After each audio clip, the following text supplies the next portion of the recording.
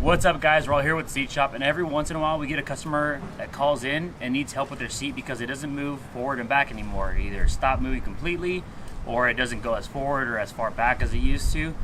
Either the case, a lot of times what the issue is, and the easiest thing to check first, is to see if there's any debris in the track itself.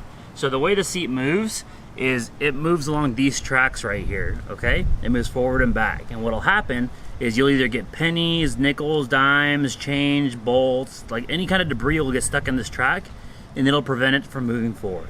So if your seat doesn't move as far forward as it used to, what you want to do is back it up all the way and check that track to make sure no debris is stuck. If you can't see anything and it still doesn't move, you can actually take the seat out and lean it forward as well and try to get any kind of debris in there. Once you clear that out, it should move back to normal. Now, if your seat's not moving and you don't hear the motors working at all, then that's going to be a different issue.